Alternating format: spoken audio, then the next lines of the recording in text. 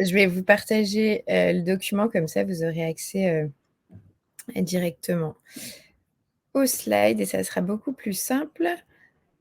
Alors hop, c'est en train d'arriver.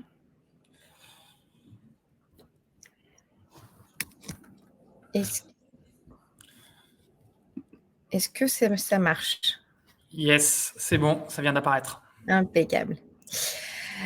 Alors, on va rentrer, en effet dans le vif du sujet. La grosse question était, aujourd'hui je suis en freelance, comment est-ce que je fais pour, si jamais je suis malade, si jamais, il m'arrive un souci de santé? C'est vrai que je fais ce focus là sur, comment ça se passe.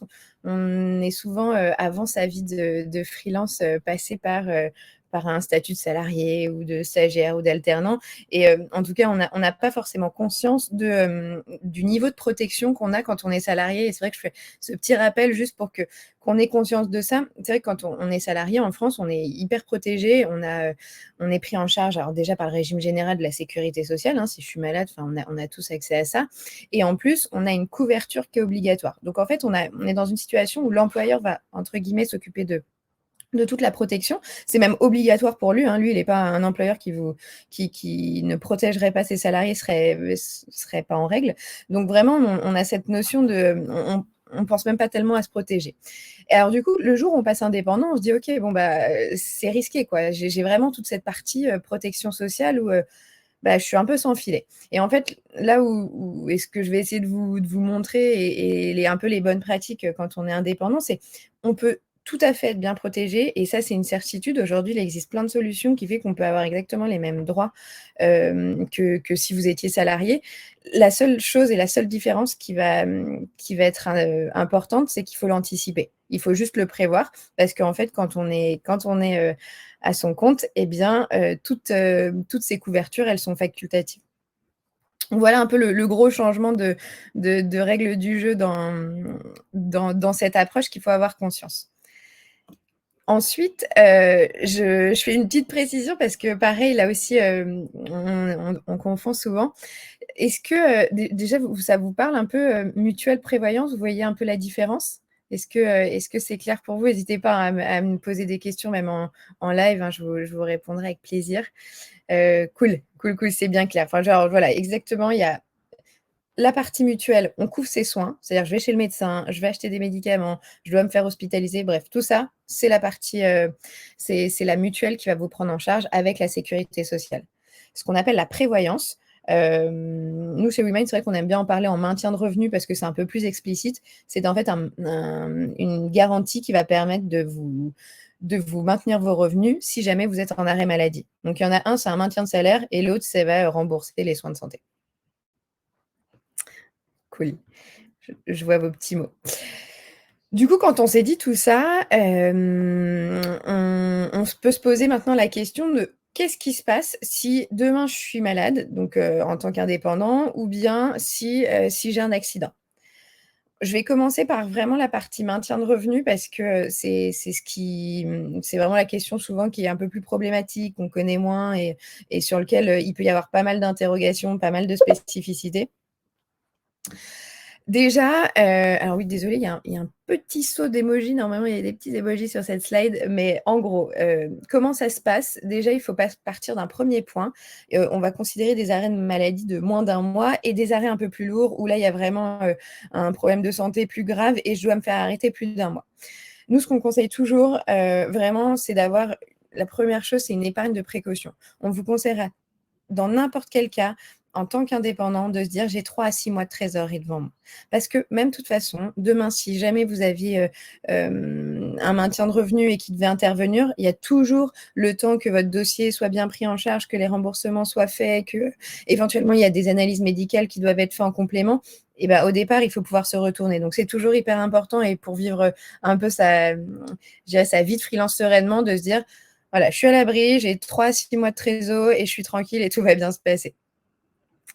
Hem, à côté de ça, on a, aussi, les arrêts qui peuvent être plus longs est plus important. Et dans ce cas-là, en effet, attention, il faut se couvrir et on va rentrer dans le sujet.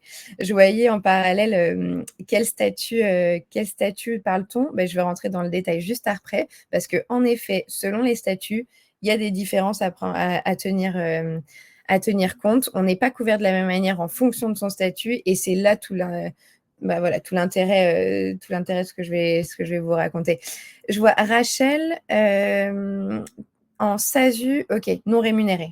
Je vois très bien, c'est un statut en plus qui est bien spécifique, donc on pourra en parler. Et ok, SASU sans salaire, très bien, c'est le cas aussi de Louis. Ok, ça roule. N'hésitez pas même dans le chat si vous voulez me dire vos statuts, lesquels sont-ils, comme ça je pourrais insister plus sur l'un ou l'autre. Et en auto-entreprise, ok, très clair. Je passe à la partie suivante. Justement, comment ça se passe ? Il faut savoir qu'aujourd'hui, quand on est indépendant, on va avoir la première chose, c'est on a le droit à des indemnités journalières. Donc, si jamais vous êtes en arrêt maladie, vous avez le droit à peu près 50% de vos revenus qui vont être en fait, en fonction de vos revenus de l'année d'avant, hein. Donc c'est toujours sur les revenus basés sur vos revenus N-1. Et il y a donc la sécurité sociale des indépendants pour les plus jeunes entrepreneurs d'entre vous, ou la CIPAV pour ceux qui ont créé des statuts il y a bien plus longtemps, qui va vous maintenir et qui va avoir ces indemnités journalières en cas d'arrêt maladie. Attention, je le précise là aussi, un arrêt maladie, ça doit être inscrit à la sécurité sociale, sinon c'est pas pris en compte. Donc faut bien faire ce suivi-là. Autant quand on est salarié, on n'a pas le choix parce que sinon, ça ne fonctionne pas et son employeur le demande. Autant quand on est indépendant, il faut aussi en tout cas pouvoir envoyer sa fiche de soins, fiche d'arrêt du médecin auprès de la Sécu. Maintenant, on se disait là justement, ce que je vous disais juste avant, c'est qu'on a ces indemnités journalières, mais sauf que 50% de nos revenus, ça ne nous permet pas forcément de vivre, ça ne nous permet pas de payer toutes nos charges. Et c'est là où il faut avoir cette réflexion de comment est-ce que je me couvre. En gros, un maintien de revenu, un contrat de prévoyance va venir compléter vos indemnités journalières. Il faut savoir que déjà, les indemnités journalières, en fonction, si vous avez été créé avant le 1er janvier 2019, donc vous êtes plutôt raffilié à la CIPAV, et si c'est après, vous êtes au SSI. Si vous êtes raffilié à la CIPAV, vous avez 3 mois d'indemnité journalière. Si vous êtes affilié au SSI, vous avez jusqu'à 1 an d'indemnité journalière. Et donc, ça aussi, c'est hyper important parce que ce que va faire la prévoyance, ça va venir combler à la fois en termes de temps, donc tout le long de votre arrêt maladie, et en même temps, ça va venir combler en termes de montant. C'est-à-dire que si vous avez, je dis n'importe quoi, vous avez des revenus qui sont aux alentours de 3 000 euros mensuels. Vous allez toucher la moitié. Donc en indemnité journalière, et ce que va faire votre maintien de revenu, ça va vous donner tout le complément, donc les 1 500 euros restants, et en plus, il y aura pas ça peut aller jusqu'à la retraite, donc c'est illimité dans le temps. Ensuite, je vais rentrer un peu plus dans le détail des statuts. Donc j'ai mis les 4 statuts qu'on rencontre. Il y a d'abord toute la partie auto-entreprise. Il faut savoir que l'auto-entreprise, l'entreprise individuelle, tout ce qui est EURL, c'est exactement les mêmes règles. C'est pour ça que je les ai regroupées. Donc là, ce que je vous disais, donc il y a une prise en charge des revenus pendant 1 an. Et attention, grosse spécificité, on n'a pas d'indemnisation la première année. Aucune. C'est-à-dire que si c'est votre première année en tant qu'indep, vous n'avez rien du tout. Donc là aussi, la prévoyance, elle va venir combler et venir ajouter tout ce que vous n'avez pas en tant qu'indemnité journalière. La différence avec les entreprises qui auraient été créées, donc ce que je vous disais juste avant, avant le 1er janvier 2019, ça veut dire qu'elles cotisent à la CIPAV encore, qui est un ancien organisme qui est voué à, en tout cas pas partir, mais pour les freelances du digital, l'idée c'est de passer de plus en plus vers le SSI. Là, on a un maintien de revenu qui va être que pendant 3 mois. Donc, il y a encore, je dirais presque plus d'intérêt d'avoir un maintien de revenu et de se couvrir en prévoyance parce que 3 mois, ça va vite. Et malheureusement, un arrêt maladie, on ne décide pas de sa convalescence. Et du coup, on peut vite se retrouver dans l'embarras. Et donc, qu'est-ce que Magali, Ouais, je te coupe 2 secondes, ouais, excuse-moi. dis-moi. C'est parce qu'il y a une question qui concerne, qui concerne ça exactement. Il y a Annabelle qui demande est-ce qu'on peut Ah bah ouais. basculer de la CIPAV vers la SSI? Et j'ai pas la réponse à cette question. En C'est, fait, c'est- pas particulièrement. Donc, je sais pas Non, si non, tu mais peux tu fais bien, préciser. tu fais bien de me dire ça. En fait, on peut pas basculer. Alors, tu peux changer ton cabis. Ça, c'est tout à fait possible. Quand tu as un changement d'adresse, un changement de statut, tu peux. En fait, à partir du moment où tu changes une des informations de ton cabis, souvent tu vas avoir tes régimes obligatoires qui vont changer parce qu'ils sont plutôt dans une logique, tu sais, de lycée et de remettre tout le monde au SSI. Mais sans changement, tu peux être encore sans changement notoire et valable, tu peux être encore à la CIPAV. Alors attention, ça ne veut pas forcément dire ce que je vous disais tout à l'heure, ça ne veut pas forcément dire qu'il faut changer pour aller au SSI, parce que on rentre dans d'autres spécificités, c'était pas forcément le sujet là, mais les personnes qui sont à la CIPAV sont mieux couvertes au niveau de leur retraite que celles qui sont au SSI. Donc en fait, on a un peu déshabillé Pierre pour habiller Jean, comme on dit. Donc ça ne veut pas dire que vous êtes, en termes de protection sociale générale, vous êtes mieux couvert, vous êtes un peu mieux sur la santé, mais un peu moins au niveau de la retraite. Donc c'est plus comment est-ce que je m'adapte en fonction de mon statut. En fonction, je vais prendre peut-être un plan épargne retraite qui est plus important et l'autre, je vais prendre une prévoyance qui est plus, voilà, qui va convenir en fonction de mon statut, quoi. C'est plus, j'ai bien les infos en tête pour pouvoir y répondre. Je vois en même temps d'autres questions. Je fais le tour un peu et après, je passerai aux autres, aux statuts plutôt en SASU. Touc, touc, touc. Je vois si l'on prend. Comment sont calculés les revenus? Une moyenne du chiffre d'affaires sur les derniers mois. Alors, c'est tout le temps calculé sur l'année d'avant. Donc déjà, on prend les revenus références de l'année d'avant. D'où, si j'ai pas de en fait, si c'est ma première année, bah, j'ai pas cotisé l'année d'avant, donc j'ai aucune indemnité. Et comment c'est calculé? Ça dépend. Soit, vous êtes en auto-entreprise et dans ce cas-là, c'est, c'est à partir du chiffre d'affaires. Donc en fait, on fait le chiffre d'affaires moins les abattements sociaux. L'abattement forfaitaire qui est, en général, dans votre cas, c'est souvent 34%. Et donc, c'est 50% du chiffre d'affaires moins les abattements forfaitaires. Donc, ça fait à peu près 33% des revenus, du chiffre d'affaires en auto-entreprise de l'année dernière. Si on est sur la partie plutôt statut en entreprise individuelle ou en EURL, dans ce cas-là, en fait, c'est 50% des revenus. Juste 50% des revenus, parce que là, de toute façon, toutes les déductions, les déductions fiscales sont déjà prises. Voilà, donc ça, c'était pour cette question-là. On ne peut pas basculer à la CIPAV. Oui, ok, on a répondu. La prévoyance prévoit le congé maternité, Marie. C'est une super question. C'est des sujets qui nous tiennent, et moi particulièrement à cœur, je dois vous dire en plus sur le sujet. Quand on est indépendant, en fait, on a les mêmes indemnités en fait, on est pris en charge par la Sécu. Donc, en fait, en fonction de son salaire, il y a 2-3 niveaux, on va avoir une indemnité. Mais attention, congé maternité ne veut pas dire congé pathologique. Moi, j'ai des copines à qui c'est malheureusement arrivé au bout de 3 mois de grossesse. Elles se disent, elles vont voir leur médecin, ça ne va pas, et il dit, bah, attendez, là, faut arrêter, il faut être alité jusqu'à la fin de la grossesse, parce qu'il y a soit un problème pour le bébé, soit pour elle. Bref, c'est pas des situations marrantes. Et dans ce cas-là, il n'y a aucune prise en charge parce que c'est ce qu'on appelle un congé pathologique de grossesse. Du coup, là, si vous n'avez pas de prévoyance, bah, ça peut être très embêtant. Et ça, typiquement, c'est pris en charge par la prévoyance. Et bien sûr, la prévoyance, dans ce cas-là, elle le prend en charge, sans problème.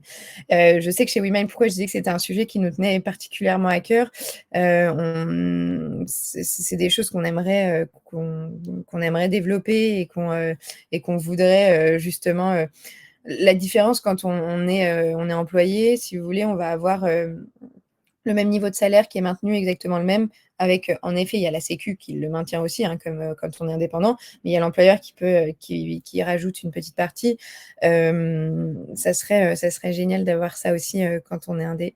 Je suis 100% d'accord et pour. Donc, en tout cas, dans un premier temps, anticipez si vous avez des projets d'enfants, de prendre une prévoyance et le prendre au moins 1 an avant votre grossesse. C'est mieux parce que parfois, il y a des délais de carence selon vos contrats, donc ça aussi faire attention. Et du coup, Et du coup, comme ça, vous êtes beaucoup plus sereine et bien couverte. J'avance un petit peu dans la presse. Je vois qu'il y a 2 autres questions. J'ai fait une demande pour un contrat de prévoyance chez WeMind, mais j'ai une réponse négative ayant été hospitalisée l'année dernière. Est-ce que ça sera le cas pour tous les acteurs de la prévoyance? Alors, oui, alors, c'est vrai que c'est un sujet qui est la prévoyance qui est compliqué parce que il y a toujours ce qu'on appelle une souscription médicale. En fait, je vais vous dire de manière très honnête et transparente, si on prenait des personnes qui étaient déjà malades et qu'on devait rembourser directement, on pourrait malheureusement pas soutenir avec les cotisations les remboursements qu'on doit faire. Donc, on est obligé d'avoir une certaine sélection médicale quand on souscrit un contrat. Mais chez WeMain, on s'est efforcé de le faire le plus, je dirais, light possible avec le moins de paperasse. Si vous allez chez d'autres acteurs, il se peut, on ne vous dise pas non, mais en revanche, vous allez avoir énormément de démarches à faire en amont et la réponse n'est pas certainement positive. Elle peut être soit non à la fin, malgré que vous ayez vu et fait plusieurs examens médicaux, des attestations médicales, etc., etc. Ou alors, il se peut qu'on vous dise « Ok, on vous couvre, mais ça va vous coûter 2 fois plus cher ». C'est une possibilité. Quand on a été hospitalisé, je sais que moi je vais vous parler chez WeMain puisque là pour le coup je le connais. Il faut attendre 2 ans en effet. Donc Anne, du coup, c'est vrai on sera obligé d'attendre un peu. Ça n'empêche pas d'aller regarder ailleurs, mais attention, ça ne veut pas forcément dire que c'est plus facile ou qu'il y a des solutions. Après, si besoin, n'hésite pas, on peut s'appeler, on peut en discuter parce que je pourrais te donner des conseils peut-être un peu plus personnalisés. Ça dépend de quel type d'intervention. Est-ce qu'il y a eu des conséquences suite à cette intervention, etc. Donc, c'est ça. Oui, Magali, peut-être vu qu'il y a quand même quelques questions qui sont un peu plus précises, peut-être que ces personnes-là, on peut les inviter à peut-être prendre un rendez-vous avec toi ou quelqu'un de ton équipe pour répondre à ces questions, parce que le temps il file et puis après, je suis pas sûr qu'on ait le temps de répondre à toutes les questions et de finir le. T'as tout à fait raison. Merci, Timekeeper. Je te laisse continuer, on verra les questions Allez. au fil de l'eau. Non, ouais, complètement.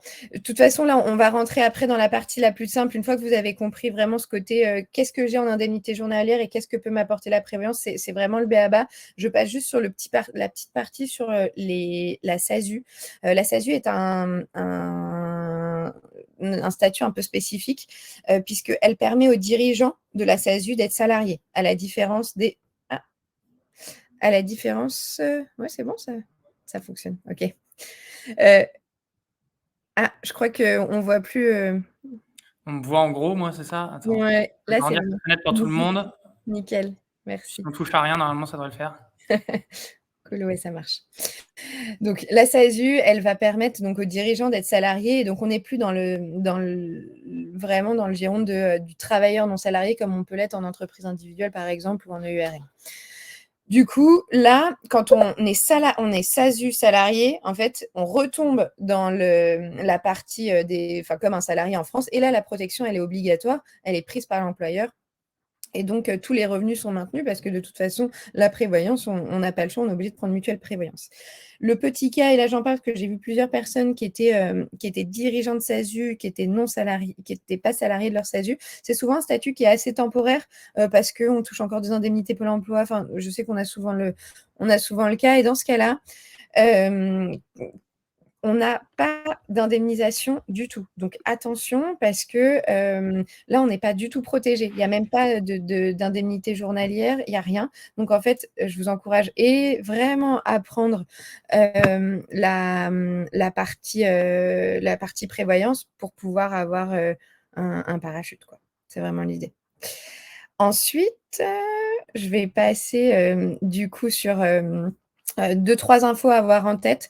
Dans un maintien de revenus, qu'est-ce qu'il faut avoir? Parce que, attention, souvent, quand on ouvre un compte bancaire, on va vous dire est-ce que vous voulez une protection en plus? Est-ce que vous voulez une prévoyance ou quoi? Et dans ce cas-là, on va souvent vous proposer des garanties accident de la vie. Et les garanties accident de la vie, en fait, c'est très petite part de la prévoyance et il ne faut pas, enfin, c'est pas vous pouvez être couvert là-dessus, mais si vous voulez, le risque d'avoir d'avoir un accident est beaucoup plus faible qu'une maladie ou qu'une hospitalisation programmée, par exemple.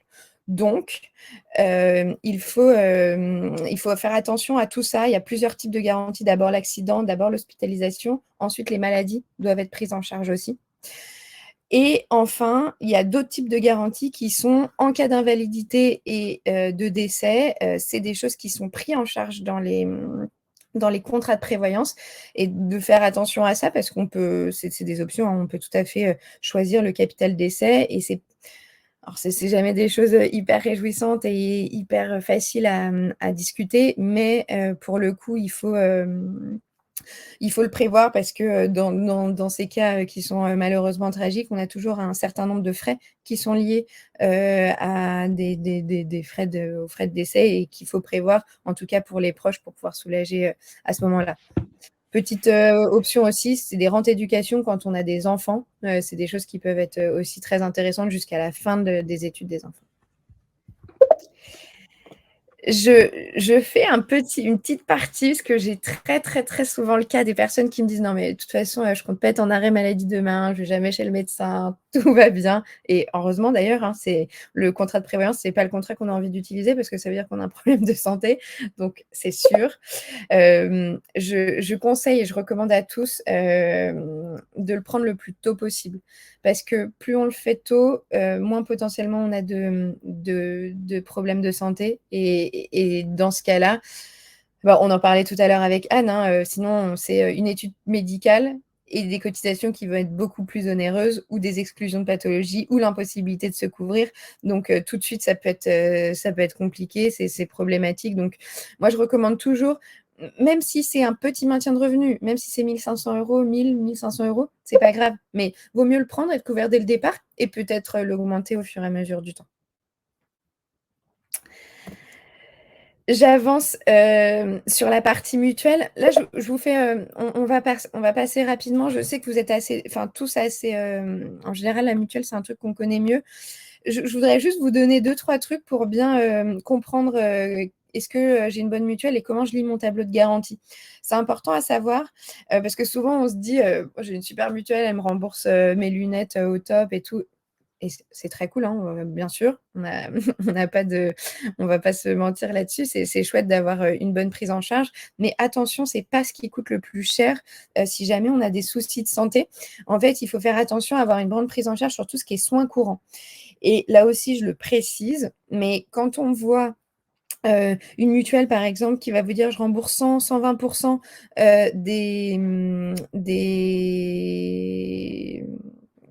de la base de remboursement sécu », ils appellent souvent ça comme ça, c'est un pourcentage et il y a écrit BSR, souvent base remboursement sécu ou BRS. Eh bien, c'est inclus avec la sécu. Ça veut dire qu'en fait, votre mutuelle, elle va vous couvrir, souvent la sécu, elle prend en charge 70%. Et donc la mutuelle, si on fait 150 moins 70, en fait, la mutuelle va couvrir qu'une petite partie. Donc, il faut faire attention. Je vous invite à regarder ces petits chiffres-là. Plus ils s'élèvent au-dessus de 200, plus on a des couvertures élevées. Et demain, bien sûr, qu'un rendez-vous chez le généraliste, c'est pas ce qui va nous coûter le plus cher. En revanche, si on commence à avoir un souci de santé, il faut que je voie un spécialiste, je fasse 1 ou 2 examens médicaux, potentiellement une contre-visite, voire un deuxième avis chez un autre, c'est là où les frais s'accumulent. Je ne vous parle même pas d'une hospitalisation où ça peut aller jusqu'à des dizaines de milliers d'euros et là, on est content d'avoir une bonne couverture. Je vais finir là-dessus, comme ça on sera à peu près dans les timings et j'aurai peut-être même le temps de répondre à une question. Alors, Magali, juste pour info, il y a Jules qui a des problèmes de connexion chez lui. Il arrive chez nous, donc il va venir à ma place. Voilà, c'est les aléas du direct. Il arrive dans une dizaine de minutes, il est vraiment à côté de chez nous, Pas de je vois où il souci. est.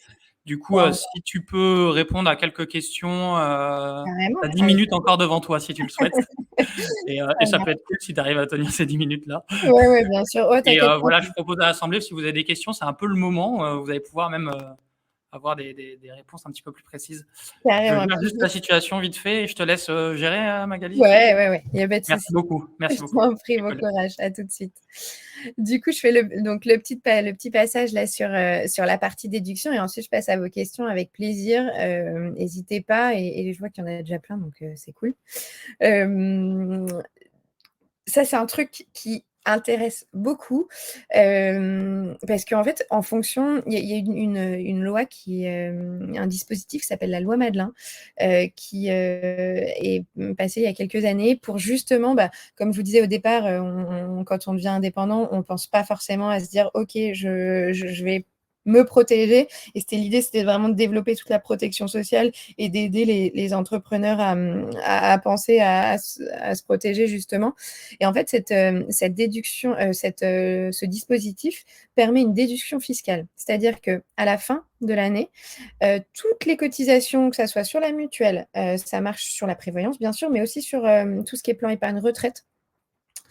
Et ben, je vais pouvoir, l'imputer de mon impôt de société. Donc c'est hyper intéressant parce que, au final, d'une, ça veut dire que je le paye avec ma société et ça, c'est plus de ma poche, donc c'est pas à négliger et en plus, ça veut dire que je peux le déduire fiscalement, donc c'est hyper intéressant. Attention, c'est pas un dispositif qui est accessible en auto-entreprise puisqu'il y a déjà un abattement forfaitaire sur l'auto-entreprise, donc on ne peut pas avoir de déduction fiscale particulière. Mais souvent, c'est d'ailleurs, ça fait partie, quand je commence à frôler le palier des 72 000 €, mais ça sera plus la partie de Jules tout à l'heure. Ça fait partie des petits moteurs qui se disent: «Ah ouais, puis en plus, je vais pouvoir passer toutes mes cotisations sociales en loi Madelin, donc c'est intéressant pour moi». Donc ça, c'est des choses à avoir en tête et qui sont bien intéressantes. Pareil, ça marche, je pense là aussi, si vous avez des enfants, les cotisations mutuelles de vos enfants, à partir du moment où ils sont sur le même numéro de sécu que vous, ça passe aussi en loi Madelin. Donc il y a pas mal de petits avantages comme ça qu'il faut avoir en tête et qui peuvent être vraiment cool.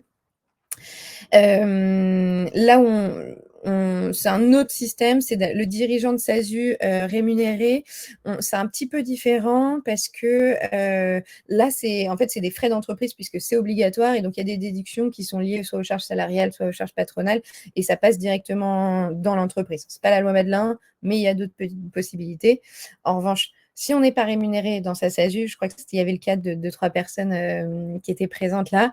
Là, pour le coup, il n'y a aucune déduction non plus, donc important à savoir. C'est pour ça qu'on dit souvent que c'est un statut un peu temporaire généralement, à part quelques cas spécifiques, mais en tout cas, voilà, ça a des conséquences sur la partie cotisation.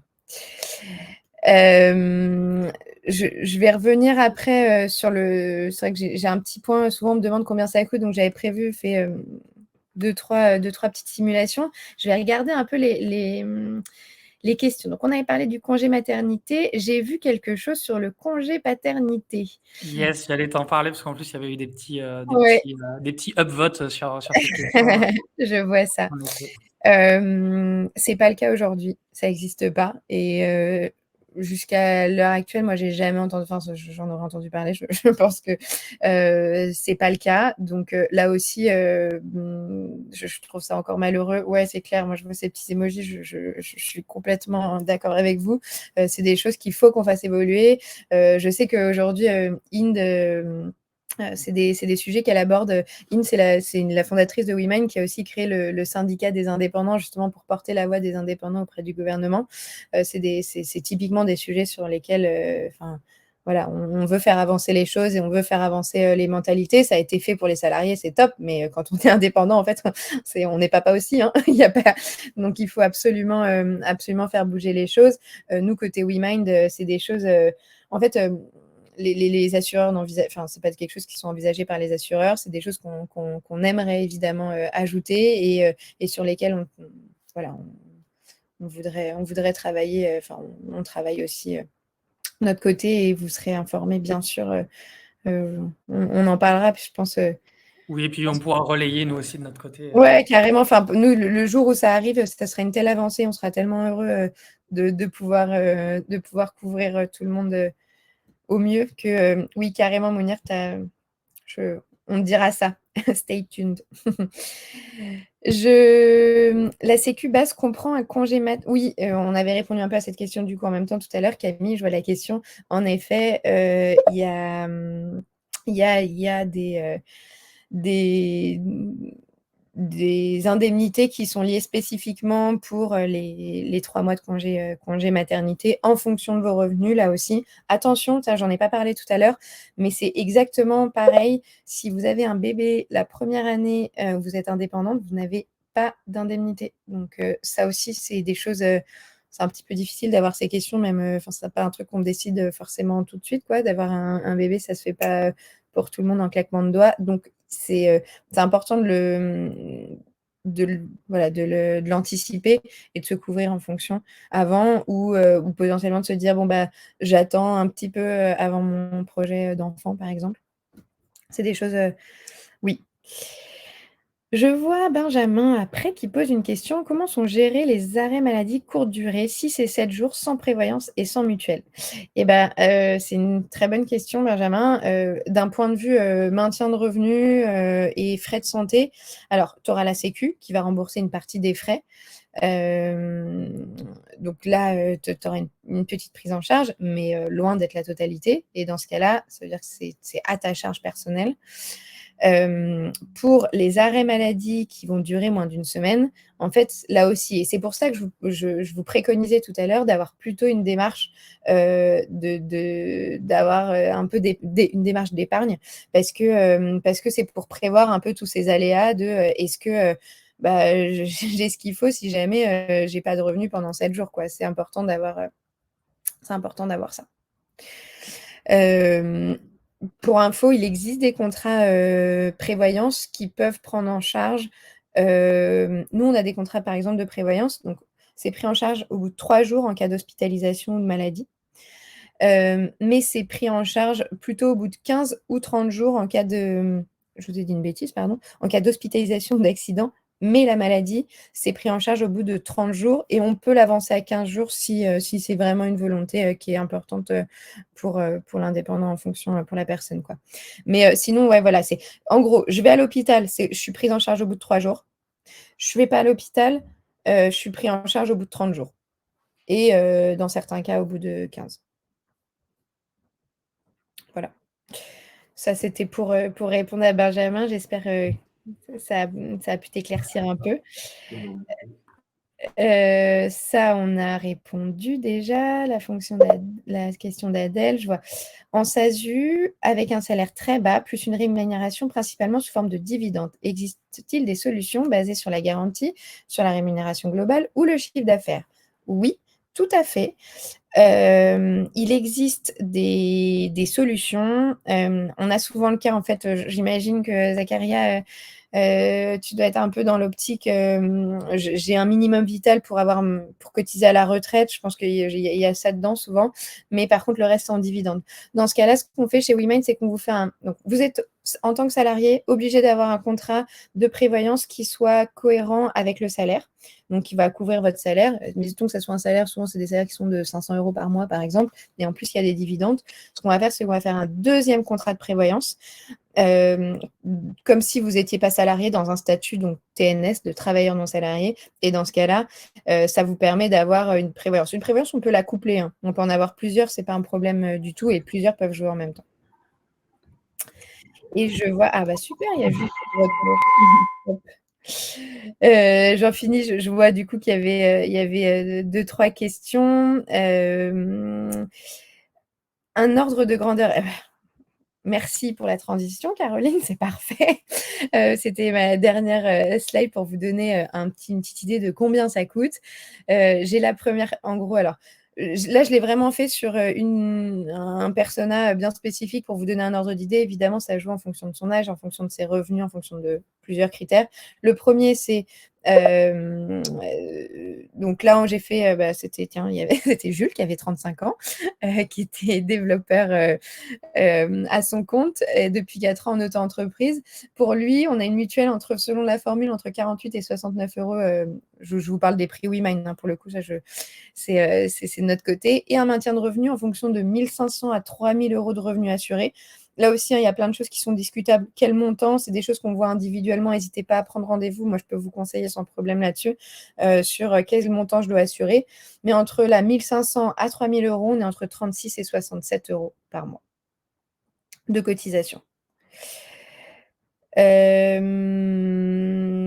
mis Magali un petit mot dans Ouais. le chat pour dire Oui. pour toutes les questions qui n'ont pas été répondues, parce que je sais que ça peut générer un peu de frustration. Tu m'avais dit qu'il y a souvent dans ce genre de webinaire des questions assez précises qui sont pas forcément traitables.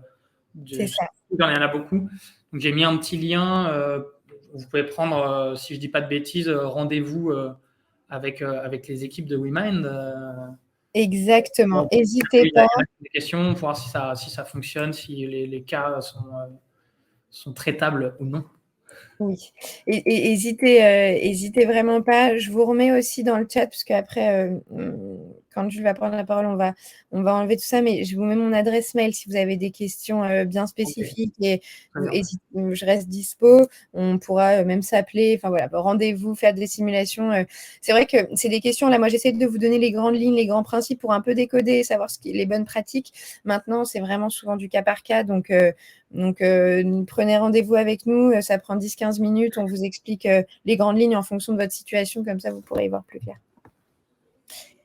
Voilà, Bah, écoute, Magali, est-ce que tu as un mot de la fin ou c'était ton mot de la fin? C'était mon mot de la fin. Merci à tous. En tout cas, c'était riche de questions, mais ça fait toujours plaisir parce que ça montre qu'il y a plein d'intérêts et que j'espère en tout cas avoir répondu au maximum. Et sinon, je vous dis à bientôt par téléphone ou par mail et je reste dispo. Et merci Magali d'avoir joué le jeu des questions-réponses le temps qu'on arrive à se réorganiser. C'est parfait, on est exactement. On n'a pas si on a dépassé de 5 minutes. Merci à tous d'être restés aussi, d'avoir été aussi curieux. Je vous propose de passer à la partie de Jules sur la TVA. On va faire un petit écart, même un grand écart. Magali qui va enchaîner ensuite dans un quart d'heure avec un autre rendez-vous, donc elle ne sera certainement pas avec nous jusqu'à la fin. Mais en tout cas, merci Magali. Et puis on enchaîne avec toi, Jules. T'es prêt? Yes. Est-ce que vous entendez bien, Jules? On a partagé notre micro. Alors moi, je m'entends en... Ok. Si tu peux juste couper ton son. Alors...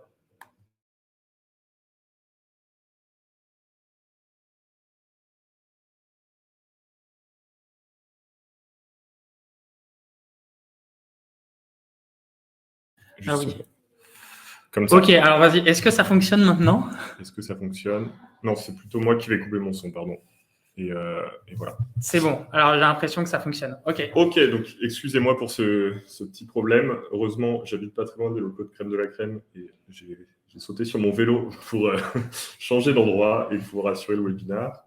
Donc, Jules Masson de la société Indie. Je pense que vous voyez bien mon écran. Alors, je vais utiliser ça comme ça. Ok, parfait. Donc, je vais vous expliquer les bases de la TVA en 30 minutes. Alors, on pourrait croire que c'est un challenge, mais en fait, ça se fait très bien. Vous allez voir que finalement, la TVA, c'est quelque chose d'assez simple. Donc, qu'est-ce qu'on va voir ensemble aujourd'hui? Dans un premier temps, je vais dégrossir, je dirais, introduire le sujet de la TVA. Qu'est-ce que c'est exactement cette taxe sur la valeur ajoutée? Et ensuite, on verra de façon un petit peu plus précise les différents régimes de TVA, les contraintes du coup déclaratives qui vont avec, et enfin un petit tips sur comment se simplifier la vie vis-à-vis de la TVA. N'hésitez pas, encore une fois, à poser des questions. Alors, je préfère, vu que vous êtes plutôt nombreux, que vous utilisiez la rubrique questions, si possible, mais je prendrai aussi ce qui passe dans le chat, sachant que, comme pour Magali, s'il y a un volume de questions qui est gigantesque, je répondrai probablement pas à tout, et je vous inviterai à prendre contact avec certains de mes collègues qui sont en plus des spécialistes et qui pourront répondre à vos questions, je dirais, en privé ou en particulier. Avant de commencer, je vous fais une rapide présentation en 2 mots de qui on est, Indie. Donc, Indie, c'est la comptabilité repensée pour les indépendants. Donc, on accompagne près de 45 000 indépendants qui ont soit une activité libérale, soit une activité de service en France. On est 185 salariés basés à Lyon. Et ce qu'on propose, c'est un outil qui permet d'automatiser toute sa tenue de comptabilité et toutes ses déclarations. La TVA dont on va parler, mais aussi les déclarations fiscales, les déclarations sociales, etc. Et puis on aime bien le rappeler, Indie, ça a donc 5-6 ans et ça s'est construit sur un niveau de satisfaction de la part de nos clients qui est exceptionnel. Nos clients restent clients et ils recommandent Indie autour d'eux. C'est comme ça qu'on grandit. Voilà pour la petite présentation. Je commence sur la TVA. Qu'est-ce que c'est exactement? Donc, la TVA, ce qu'il faut d'abord savoir, c'est que c'est un impôt qui est un petit peu particulier parce que c'est un impôt, contrairement par exemple à l'impôt sur le revenu, c'est un impôt qui s'applique sans distinction de la situation de la personne qui le paie. C'est-à-dire que vous allez acheter un bien dans un magasin, vous allez payer de la TVA, quel que soit votre niveau, par exemple, de rémunération, alors que les autres impôts, généralement, il y a l'application par tranche, par exemple, pour l'impôt sur le revenu. Donc cet impôt-là, il s'applique de façon égale, je dirais, à tous les contribuables, ou du moins à ceux qui consomment, puisque la TVA, c'est un impôt sur la consommation. C'est un impôt qui va intervenir dès qu'il y a un échange de biens ou un échange de services entre deux personnes, un pro et un particulier, deux pros, ça dépend un petit peu des situations. Alors, comment est-ce qu'on est assujetti à TVA? On est assujetti si notre activité l'est. Donc, pour info, si vous faites de la prestation de service, du conseil, du développement, du design, vous êtes assujetti à TVA. Par contre, vous n'avez pas forcément, dans un premier temps, à gérer la TVA, dans le sens où vous bénéficiez du régime dit de la franchise en base de TVA. C'est un régime très très simple qui vous évite, un, de comptabiliser la TVA, deux, de faire des déclarations de TVA. On va en parler dans quelques instants. Et donc, enfin, dernière info, un montant de TVA, comment est-ce qu'il est calculé? Eh ben, on applique un taux de TVA quand il y a un échange de services ou un échange de biens. Et ce taux de TVA, il va dépendre de la nature de l'opération, du bien qui est échangé. On va prendre un exemple très classique. Dans la restauration, par exemple, vous avez parfois de la TVA à 10, parfois de la TVA à 20, parfois de la TVA à 5,5. Ça dépend vraiment du type de restauration, si c'est de l'alcool, pas de l'alcool, si c'est un plat qui est préparé sur place, qui est revendu, entre guillemets, et qui est préparé ailleurs, le taux de TVA peut varier. Et donc, quand on paye de la TVA ou quand on en collecte, qu'est-ce que ça veut dire concrètement? Peut-être l'opération qui résume le plus facilement la TVA, c'est celle que vous avez devant les yeux. En gros, quand vous faites des ventes, vous allez collecter de la TVA. Donc, si vous, par exemple, sur vos factures, si vous êtes non plus au régime de la franchise en base, mais au régime simplifié, par exemple, de la TVA, vous allez vous mettre à collecter de la TVA, service a priori TVA à 20%. Et donc, ces montants de TVA, vous allez les cumuler au fur et à mesure de votre exercice. Et par ailleurs, au sein de votre activité pro, vous allez avoir des dépenses, vous allez acheter du matériel, vous allez acheter du service éventuellement, du conseil à certaines personnes ou de la sous-traitance, par exemple. Vous allez avoir donc un certain nombre de dépenses sur lesquelles il y a de la TVA qui s'applique. Donc c'est pareil, vous allez dans votre comptabilité sommer cette TVA qui s'appelle la TVA déductible. Et en fait, quand vous faites une déclaration de TVA, en gros, vous faites la TVA collectée de par vos ventes de services, moins la TVA déductible qui est la somme de vos achats.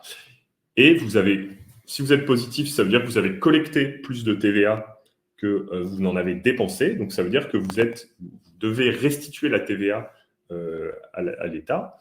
Et donc, vous allez payer de la TVA. Et à contrario, si vous avez fait peu de ventes de services et beaucoup de dépenses et que vous avez payé plus de TVA que vous n'en avez collecté, ben en fait, cette fois-ci, c'est l'État qui vous doit de la TVA et qui peut soit vous la reverser, soit vous avez ce qu'on appelle un crédit de TVA. Et si plus tard, c'est à vous d'en payer, le crédit viendra compenser ou il viendra minimiser, je dirais, la TVA que vous avez à payer. Donc, c'est un espèce de solde, la TVA, qui vit avec votre activité. Alors, j'avance un petit peu et je vous ai parlé du coup des différents taux de TVA. Pardon, sur mes slides. Tac, je vous ai parlé des différents taux de TVA. Donc, les taux, je dirais, principaux, ce qu'on appelle le taux normal, c'est le taux à 20%. C'est celui que vous avez notamment sur la prestation de service, sur l'alcool également. Ce qu'il faut savoir, c'est que la TVA, peut-être pour vous donner un outil de compréhension un peu générique, la TVA, c'est un outil, en fait, pour l'État, pour, je dirais, favoriser certains types de consommation. C'est-à-dire que ce qui ne va pas être favorisé, c'est ce qui est en TVA plein pot, je dirais, notamment quand ça concerne les particuliers, parce que les particuliers, eux, ils payent la TVA et ils ne la récupèrent pas. Mais par contre, d'autres types de biens ou d'autres types de services vont bénéficier de taux réduits de TVA. Et l'idée, c'est qu'au final, du coup, le coût total de la prestation, le coût TTC, du coup, il s'en trouve un petit peu amoindri. Donc, on va favoriser certains types de consommation, je dirais, dans le quotidien des contribuables français. Donc, le taux normal, c'est le taux à 20%. Et puis ensuite, vous avez un certain nombre de taux réduits qui recouvrent des services ou des biens qui peuvent être très différents.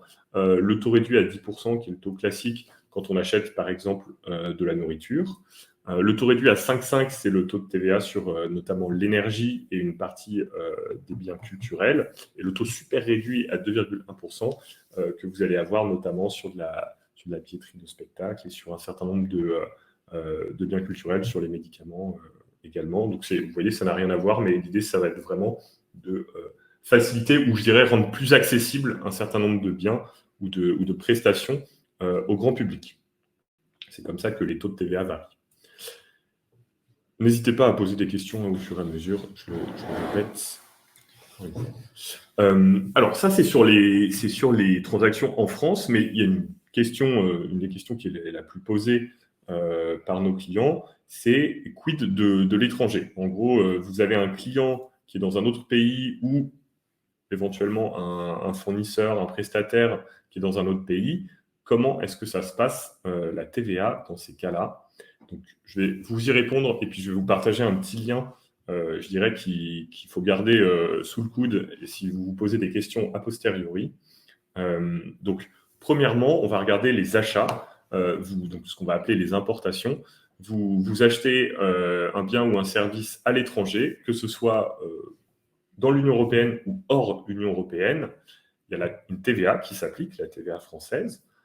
Pour le coup, cette TVA, elle ne figure pas sur la facture, mais au moment où vous faites votre déclaration, il va falloir déclarer du coup cet achat et préciser que vous avez de la TVA entrante et du coup, on appelle ça de l'autoliquidation de la TVA sortante. Vous allez déclarer à la fois le montant de TVA que vous n'avez pas perçu et le montant de TVA que vous n'avez pas payé, mais il faut le faire apparaître sur la déclaration, sachant que c'est quelque chose qui est en train d'évoluer. Donc ça, c'est obligatoire depuis le 1er janvier 2022. Et normalement, sur vos déclarations de TVA, ce seront des montants qui seront déjà présents. Quand vous irez sur impôts.gouv faire votre déclaration, cette partie-là sera déjà remplie. Charge à vous de la vérifier.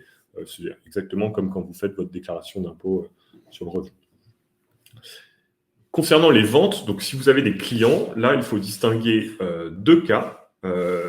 Les exportations, on va dire les ventes de services qui sont en dehors de l'Union européenne, pour le coup, c'est exonéré de TVA. Vous allez, du coup, sur votre facture, mettre un montant hors taxe et ajouter la mention TVA non applicable, article 259-1 du CGI. Il faut bien que ça apparaisse sur votre facture.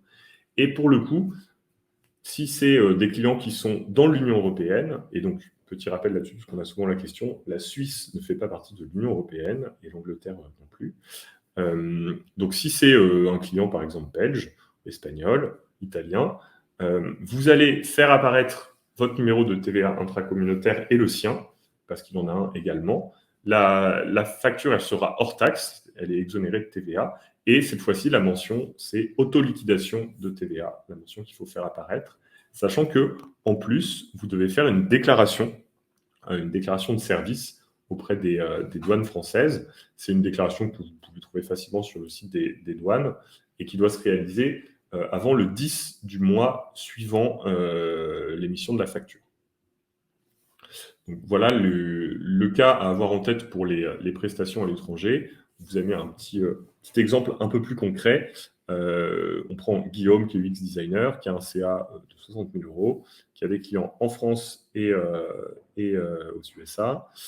Du coup, sur ses achats en France, pas de problème. Pas de problème. C'est le cas général. Il applique la TVA et il la fait apparaître sur sa facture. Elle apparaît sur la facture de ce qu'il achète. Sur les achats aux États-Unis, pour le coup, la TVA française est applicable, mais elle n'apparaît pas sur la facture que va recevoir Guillaume. et c'est lui qui doit reporter cette TVA, la calculer et la reporter lorsqu'il fait sa déclaration de TVA.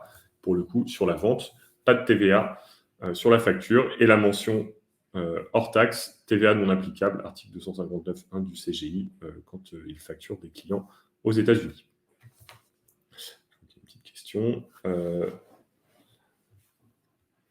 Quand un prestataire en auto-entreprise nous envoie une facture, faut-il qu'elle soit avec ou sans TVA? En fait, ça dépend de lui. C'est-à-dire que ça, c'est un premier sujet très important, c'est que le régime de la TVA, il est décorrélé du régime fiscal, je dirais. Donc, on peut très bien être en auto-entreprise, rester en dessous des seuils de l'auto-entreprise, mais dépasser les seuils de la TVA. On va le voir, c'est mes prochaines slides, donc je vais vous en parler. Et donc, si votre prestataire il est soumis à TVA, il doit faire apparaître de la TVA sur sa facture. Si votre prestataire il est au régime en franchise de base, là pour le coup, il ne va pas faire apparaître de TVA et ce sera du hors taxe. C'est selon lui, sa situation, que vous allez être facturé hors taxe ou avec de la TVA. Et en cas de problème, il ne faut pas vous en inquiéter, a priori, c'est plutôt lui qui aura des problèmes. Donc, justement, je voulais vous parler des régimes de TVA. Donc, le régime le plus simple, je dirais, c'est ce qu'on appelle la franchise en base. Donc là, vous êtes exonéré de TVA sur vos ventes. Par contre, vous payez bien la TVA, et ça rejoint la question d'Edgar, vous payez bien la TVA sur les achats que vous faites. Mais par contre, vous ne pouvez pas la récupérer, cette TVA. Donc, ça veut dire que vous êtes au même titre qu'un particulier. Quand vous faites un achat dans votre vie perso, je dirais, vous payez de la TVA, vous ne la récupérez pas. Quand vous êtes en franchise en base, c'est la même situation. Vous ne récupérez pas la TVA et par contre, sur vos factures, il n'y en a pas. Vous facturez hors taxe. Ça, vous en bénéficiez automatiquement en début d'activité et ensuite, la fin de ce régime, elle est liée à votre chiffre d'affaires. Et donc, le montant à avoir en tête, dans un premier temps, c'est celui de 34 400 €. Donc, si l'année dernière, vous avez fait moins de 34 400 €, vous pouvez, vous êtes au régime de la franchise en base. Si par contre, l'année dernière, vous avez dépassé 34 400 €, alors cette année, vous allez être soumis à TVA à partir du 1er janvier. Là, je vous parle de prestations de services. Ici à droite, peut-être que parmi vous, certains d'autres sont concernés par d'autres sujets. Donc, ce qu'on voit, donc, pour revenir sur la question d'Edgar, c'est que vu que le seuil, je dirais, fiscal de l'auto-entreprise, c'est 72 500 € de recettes, donc vous pouvez très bien, par exemple, si vous faites 35 000 € de CA, vous restez sous le seuil des recettes de l'auto-entreprise et par contre, vous êtes au-dessus du seuil de TVA. Donc, un auto-entrepreneur, il peut très bien être soumis à TVA et du coup, faire apparaître de la TVA sur ses factures. Moi, Jules, j'ai une question qui revient souvent. Est-ce que je peux te couper? Du coup, tu parlais de si je dépasse les 34 400, par exemple, au mois de juin, là, imaginons je suis à 33 000 et je vais facturer trop, ça va me faire dépasser les 34 400. Du coup, je dois commencer à facturer la TVA en juin ou est-ce que c'est parce que tu disais que c'était en janvier? Alors, il y a une petite nuance, et justement, tu anticipes très bien sur la slide suivante. Non, mais c'est parfait. C'est que, en fait, il faut vous poser les questions dans ce sens-là. C'est, est-ce que l'année dernière, j'ai réalisé moins de 34 400 €? Si l'année dernière, j'ai réalisé moins de 34 400 €, je continue de bénéficier de la franchise en base. On va dire pour le premier passage de changement de régime de TVA. Si l'année dernière, j'ai réalisé entre 34 400 et 36 500 € précisément de chiffre d'affaires sur mon exercice, alors je suis assujetti à partir du 1er janvier. On va prendre avec des exemples concrets. En 2021, j'ai eu 35 000 € de CA, donc je suis dans ce cas, le cas du milieu. À partir du 1er janvier 2022, je me mets à déclarer de la TVA. Si je dépasse les 34 400 € de CA au mois de juin, tant que ça reste sous 35 500 €, ce sera l'année prochaine que je ferai ma première déclaration de TVA et je serai soumis à la TVA à partir du 1er janvier. Par contre, à partir du moment où vous dépassez le second seuil, 36 500 € de CA, là, vous êtes assujetti à TVA et ça s'applique, et c'est là où je dirais toute la complexité de la TVA, ça s'applique de façon rétroactive à partir du début du mois. Donc, on est, bon là c'est peut-être le mauvais exemple, on est le 31, mais imaginons qu'on soit le 15 juin, que c'est le moment de l'année où vous dépassez 35 500 € de CA, alors ça veut dire que vous êtes assujetti au régime de la TVA simplifiée, que vous devez faire apparaître de la TVA sur vos factures à partir du 1er juin, donc du début du mois. Et donc c'est rétroactif, ça veut dire qu'il faut anticiper ce passage, parce que du coup, si jamais vous avez facturé en hors taxe le 3 juin un de vos clients et que vous dépassez le seuil le 15 juin, il faut renvoyer une facture à votre client faisant apparaître le montant de TVA. Et du coup, il faut récupérer la TVA aussi. Donc ça peut être, je dirais, un petit peu compliqué d'aller refacturer un client pour lui demander plus, entre guillemets. Alors lui, ça ne lui coûte pas réellement de l'argent, hein, parce que la TVA qu'il va vous payer, il va la déduire par ailleurs. Si c'est un professionnel, si c'est un particulier, pour le coup, c'est une autre affaire, ça augmente le coût de la prestation. Du coup, il faut bien anticiper ce passage du seuil, et comme ça, vous pouvez commencer à facturer directement avec de la TVA dès le 1er juin, parce que vous savez que ce mois-ci, vous allez, j'en sais rien, facturer 8 000 € et que c'est ce qui va vous faire passer au-dessus des 36 500. Donc ça, voilà, un sujet très très important. Je vois qu'il y a pas mal de questions, je jette un petit coup d'œil. Ouais, il y a quelques questions qui, j'insiste, notamment pour Nada, de préférence poser les questions dans l'onglet questions, sinon on va les perdre, je pense, et si on doit y répondre plutôt à la fin. Voilà. Et n'hésitez pas à voter aussi, vous pouvez le faire sur Livestorm, parce que là je vois qu'il y a beaucoup de questions. Mais donc, je reprends sur comment est-ce qu'on calcule le chiffre d'affaires. Est-ce que c'est le montant TTC de l'exercice ou bien c'est le montant hors taxe moins les cotisations URSSAF?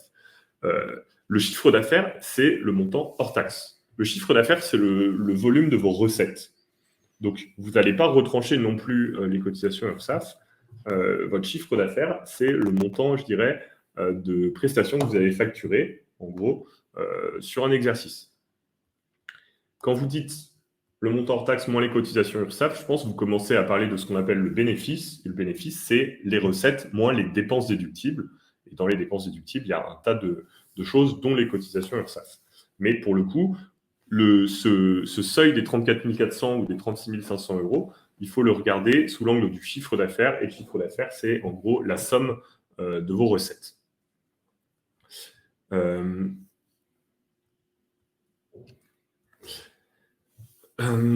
Donc, Kevin qui nous dit « On ne peut pas anticiper, apparemment, mon SIE ne veut pas me donner un numéro de TVA en avance, des infos là-dessus ?» Alors, je vous avoue que non, malheureusement, mais je me renseignerai, je demanderai à mes collègues, mais c'est quelque chose à éclaircir avec eux.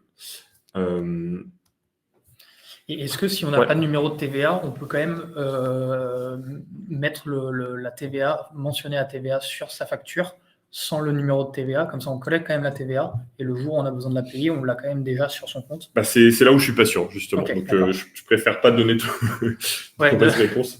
Je creuserai ça avec mes Ok, on creusera ça, et puis Kevin, je me note de te donner la réponse à ce sujet-là. Et donc, Edgar qui complète sa question, et puis après je vais un petit peu avancer.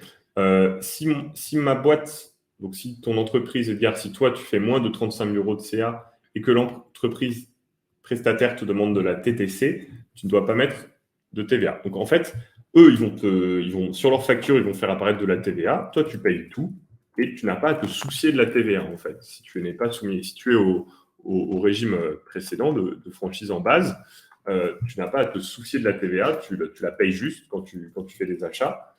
Mais par contre, toi, sur tes factures, tu ne fais pas apparaître de TVA, tu ne fais pas de déclaration de TVA et tu ne fais pas, je dirais, de comptabilité de la TVA que tu payes ou de toute façon, tu n'en encaisses pas, donc de la TVA que tu payes. C'est qu'à partir du moment où tu deviens, du coup, on va regarder le régime suivant, au régime réel simplifié, qui est le régime après la franchise en base. Là, tu es assujetti à la TVA sur tes ventes. Et donc, tu te mets à faire figurer de la TVA sur tes factures. Et là, pour le coup, tu vas faire une déclaration de TVA, qui est une déclaration annuelle, qui s'appelle la CA12, dans laquelle, en gros, tu vas faire apparaître le montant total de la TVA que tu as encaissé via tes factures, les montants totaux de TVA que tu as dépensés via tes achats. Et alors, il faut le répartir entre TVA à 5,5, TVA à 10, TVA à 20. C'est une déclaration un tout petit peu complexe, mais qui a relativement peu de cases. Et c'est là-dessus aussi qu'on va faire apparaître les prestations qui sont exonérées de TVA. Par exemple, tout à l'heure, je vous disais, si j'ai un client en Italie, donc c'est exonéré de TVA, je fais apparaître la mention auto-liquidation de la TVA sur ma facture. Mais par contre, au moment où je vais faire ma déclaration de TVA, il y a une case spéciale pour les prestations exonérées. Et donc, je vais ajouter les montants de ces prestations que j'ai faites auprès de mes clients dans l'Union européenne dans cette case, par exemple. Donc, je reviens pour ce régime. Vous pouvez opter pour ce régime. Donc, ça, c'est une chose importante. Si jamais vous voulez, vous pouvez être soumis à TVA normalement. Donc, c'est pour ça que le retour sur le SIE, je trouve ça un peu étrange. C'est qu'on peut tout à fait vouloir déduire de la TVA en avance. Et donc, normalement, ça ne devrait pas poser de problème. Donc, du coup, comment est-ce qu'on fait pour opter pour le régime simplifié ? Il faut que la TVA qu'on ait payée l'année d'avant soit inférieure, qu'on ait déclarée, pardon, l'année d'avant soit inférieure à 15 000 euros. Donc, bon, c'est généralement le cas. Donc, la première année, de toute façon, c'est le cas, puisque l'année d'avant, c'était 0 que vous aviez déclaré. Et il faut que, en prestation de service, vous soyez sous 247 000 euros de CA. Donc là, pour le coup, vous avez plutôt de la marge, je pense. Et c'est en gros le régime qui est utilisé, je dirais, par la majorité des indépendants qui ont une activité de service. Sachant que ce régime, il a, entre guillemets, un défaut, c'est que du coup, vous faites une déclaration annuelle. Donc, ça veut dire que si vous avez des gros écarts entre la TVA que vous dépensez et la TVA que vous percevez, d'un point de vue trésorerie, ça peut être un petit peu compliqué. Donc, vous avez des moyens de réclamer de la TVA en avance, mais du coup, sur le fonctionnement normal, vous faites votre déclaration que de façon annuelle. Donc, ça veut dire qu'il y a un trou presque d'un an entre la déclaration et puis les versements. Le régime réel normal, du coup, donc là pour le coup, c'est quand vous êtes au-dessus du coup du seuil des 247 000 euros de CA, donc je vais moins en parler. Et pour le coup, vous pouvez quand même opter pour ce régime parce que c'est un régime où vous allez faire des déclarations plus fréquentes, la CA3 qui va se faire de façon trimestrielle ou de façon mensuelle, et vous allez pouvoir du coup plus facilement réclamer un versement de TVA auprès de l'administration fiscale si jamais vous avez un crédit de TVA. Alors, sachant que je ne l'ai pas mentionné, je reviens juste en arrière. Donc, vous faites votre déclaration, votre CA12, mais par contre, vous avez du coup des paiements, des prélèvements de TVA, des versements de TVA, on va dire, qui sont réalisés 2 fois par an. Donc, si je vous fais un petit récap de ça, le premier versement, il se fait au mois de juillet et il va porter sur 50% du montant total de la TVA déclarée l'année précédente. Et le deuxième versement, il se fait au mois de décembre et il va porter sur 45% du montant total de la TVA déclarée l'année précédente. Du coup, vous avez une petite marge de 5%, mais donc c'est ça qu'il faut retenir. Déclaration de TVA, elle se fait en gros au moment de la clôture fiscale au mois de mai. Et ensuite, vous avez un versement en décembre, un versement en juillet. Alors, justement, je vous parle de déclaration. Je vois que le temps file, donc j'enchaîne un peu. Désolé. Les deadlines, justement, j'ai un petit peu anticipé sur la suite de la présentation. Donc, si vous êtes en CA3 mensuel, pour le coup, vous déclarez de façon mensuelle. La déclaration, elle est accessible sur votre compte. Ça se fait sur impôts.gouv dans la rubrique Pro. Elle est accessible à partir du 1er du mois. Et puis, vous avez environ 15 jours, je dirais, pour la déposer si vous êtes en entreprise individuelle, 20 jours si vous êtes en SARL, 24 si vous êtes en SAS. Si vous êtes sur une CA3 trimestrielle, Donc là, c'est le même fonctionnement, mais vous déclarez que en janvier, avril, juillet et octobre, donc une fois par trimestre. Et en CA12 annuel, ce que je vous disais, début mai pour un exercice normal, quand c'est un exercice qui court sur l'année calendaire, qui termine en décembre, ça va être début mai que vous allez faire votre déclaration de TVA. Et si par contre vous avez un exercice décalé, il faut la faire, elle sera dispo, il faut la faire 3 mois après la clôture de votre exercice. Et du coup, avec des versements qui se font au mois de décembre et au mois de juillet. Dernière petite slide pour cette partie-là, et après j'ai une ouverture sur comment se simplifier la vie, et puis je passerai un petit peu parmi vos questions en fonction du temps qui nous reste. Donc là, on reprend l'exemple de Guillaume, qui est toujours UX designer, qui réalise toujours 60 000 € de CA annuel, qui a sa clôture le 31 décembre, comme je crois que c'est les 2 tiers ou 80% des indépendants, qui est au régime réel simplifié, pour info. Donc lui, pour le coup, il va faire sa déclaration le 3 mai, il fait sa CA12. Le 15-25 juillet, il aura son premier acompte de TVA à hauteur de 50% de la TVA déclarée l'année d'avant. Et il aura entre le 15 et le 25 décembre pour verser son deuxième acompte de TVA à hauteur de 40% de la TVA déclarée l'année précédente. Comment est-ce qu'on fait cette déclaration de TVA? Tout simplement, il faut aller sur l'espace professionnel sur impôts.gouv. Dans la rubrique déclarée, vous avez la possibilité de sélectionner la TVA et vous avez un tableau en gros à remplir avec, je vous disais, maintenant il a changé depuis le début de l'année 2022, on va dire, deux petites dizaines de lignes, mais les parties principales, ça va être combien de TVA vous avez perçu en facturant et combien de TVA vous avez payé avec le détail des taux de TVA. Donc le montant total de TVA à 20% que vous avez payé sur l'année, le montant total de la TVA à 10% que vous avez payé sur l'année, etc.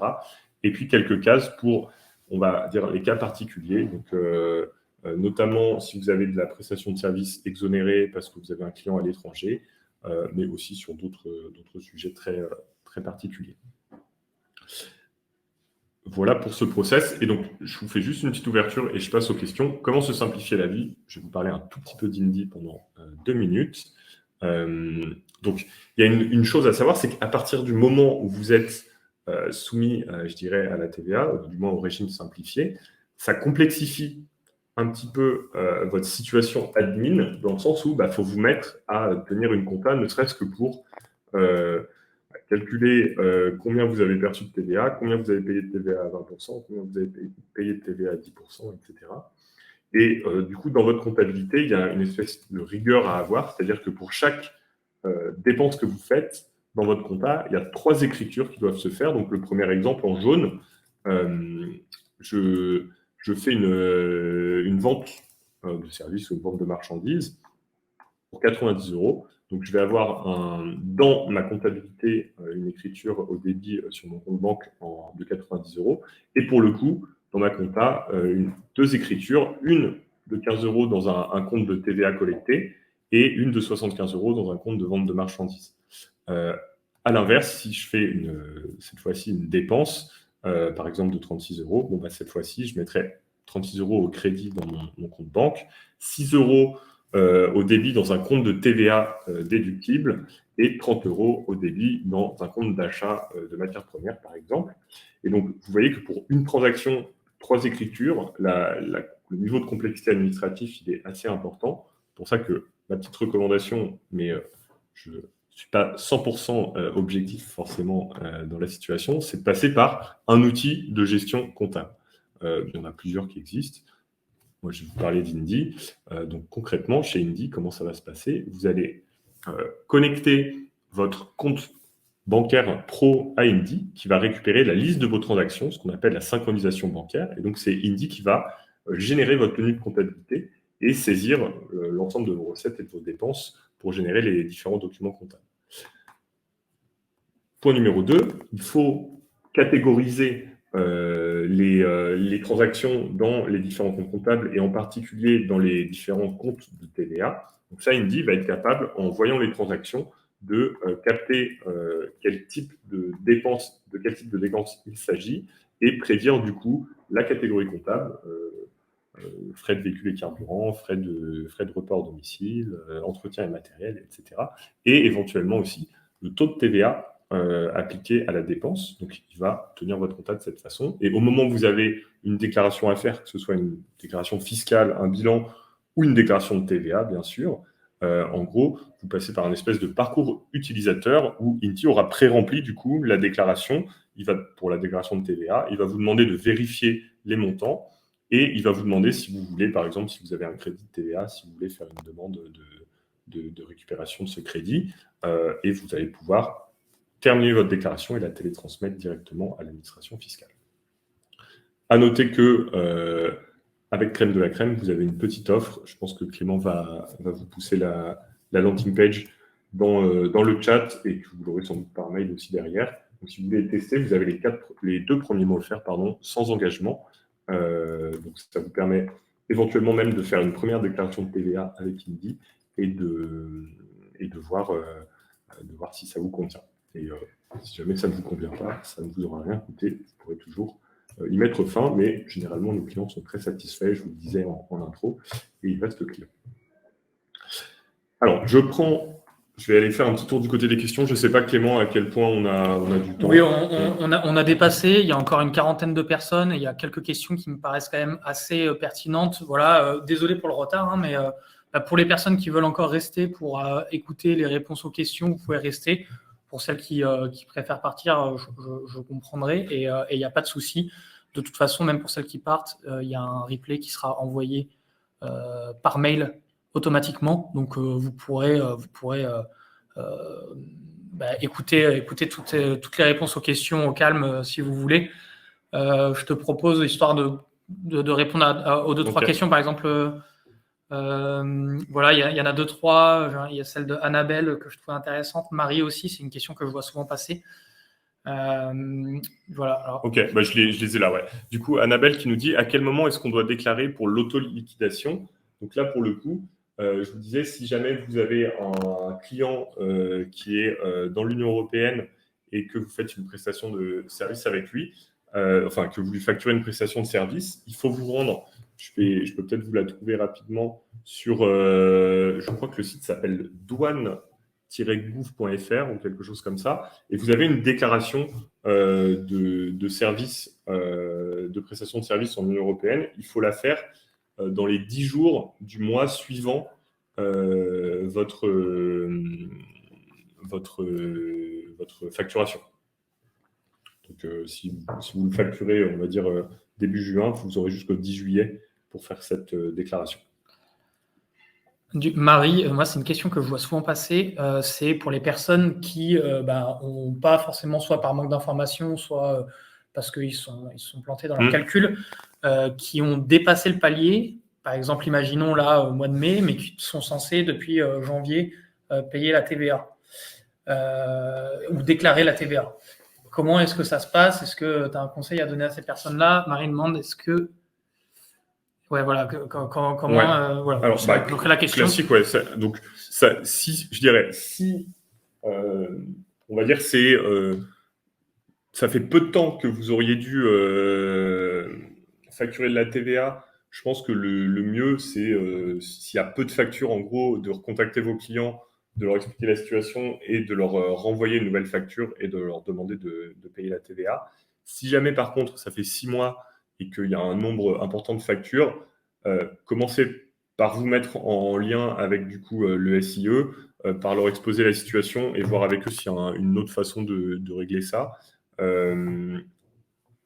Mais le plus propre, ce serait de renvoyer les factures avec TVA à vos clients. Ok, ouais, c'est vrai que c'est un peu ce que je vois passer en réponse sur la communauté de crème aussi. Pour revenir un peu sur les clients à l'étranger, il y a Margot qui me demandait si j'ai un contrat avec un client aux USA qui me fait dépasser le seuil, est-ce que ça compte? Et la réponse est oui, ça compte. C'est le seuil de CA hors taxe du coup, donc c'est pas lié forcément à là où se trouvent vos clients. Il y a Christina qui pose une question. Je n'ai pas osé y répondre, mais je crois que j'ai la réponse. Est-ce que le CA, c'est uniquement l'auto-entreprise ou c'est le Pôle emploi, on doit le compter? Alors, non, ouais, c'est une bonne question. Pour le coup, l'ARE, c'est personnel. C'est quelque chose que vous touchez en tant que particulier, je dirais. Ça ne rentre pas dans votre chiffre d'affaires. Ça ne rentre pas dans le chiffre d'affaires de votre activité. Par contre, peut-être pour juste préciser, généralement, ce qui se passe, c'est que c'est que l'ARE, il s'adapte à votre niveau de rémunération. Donc, si jamais vous déclarez un bénéfice fiscal d'un certain montant, l'ARE, elle va peut-être se restreindre parce que quand vous êtes en tout cas en auto-entreprise, vous ne percevez pas 100% de l'ARE si vous avez des revenus via votre auto-entreprise. En tout cas, si vous l'avez créé après le début de vos indemnités. Je me suis permis de répondre à des questions, mais Ouais. vu que je ne suis pas forcément le plus expert, j'ai répondu avec moi mon expérience.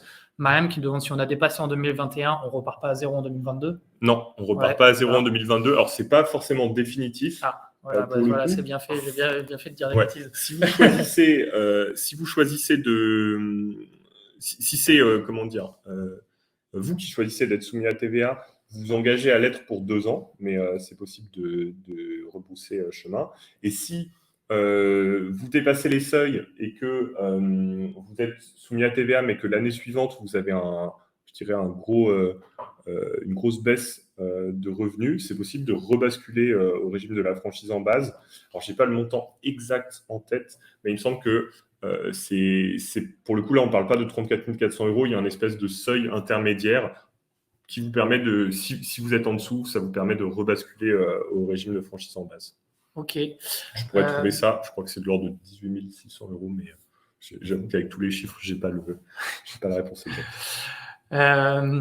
Edgar, pareil, j'ai répondu, qui nous dit si la boîte fait moins de 35K et l'entreprise sera prestataire de demande TC, je ne dois pas mettre TVA. Alors ça, j'y ai répondu tout à l'heure, ouais.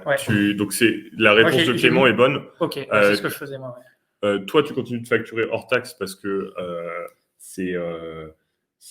toi, tu n'es pas soumis à TVA. Et par contre, tu payes bien la TVA à ton prestataire. Et alors, du coup, je vais juste prendre le temps de parler de ça parce que c'est assez important. C'est un sujet, du coup, qu'on peut peut-être lier à votre régime fiscal. C'est que si vous êtes au régime micro, du coup, comme vous le savez, vous déclarez pas de charges déductibles. Donc, ça veut dire que la TVA que vous payez, elle ne vient pas impacter, elle ne vient pas baisser votre impôt. C'est aussi pour ça qu'il y a des gens qui passent au régime réel simplifié ou qui passent en société pour déduire des charges déductibles. Et notamment, dans ces moments-là, la TVA, elle peut se déduire en charge déductible si on n'est pas soumis à TVA. Après, si on est soumis à TVA, de toute façon, elle ne nous coûte rien, entre guillemets.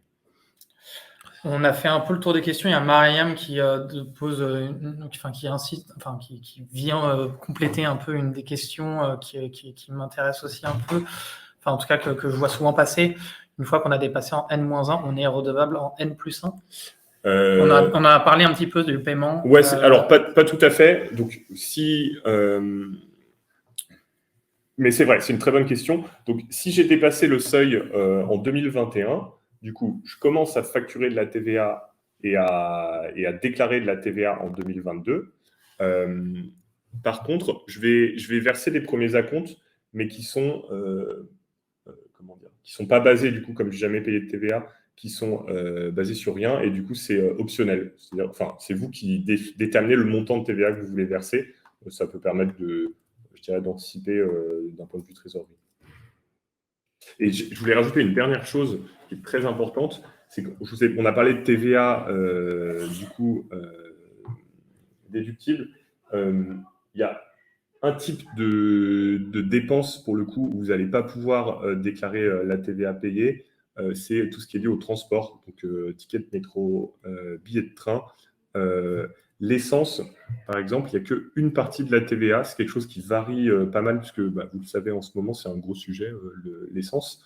Et du coup, je vous l'ai dit tout à l'heure, la TVA, c'est un moyen un petit peu de régler le pouvoir d'achat, je dirais, sur certains biens. Et sur l'essence, par exemple, l'année dernière, on pouvait déduire que 80% de la TVA. Donc, sur le montant, on payait l'essence, on payait un montant de TVA, et c'était 80% de ce montant qui était déductible.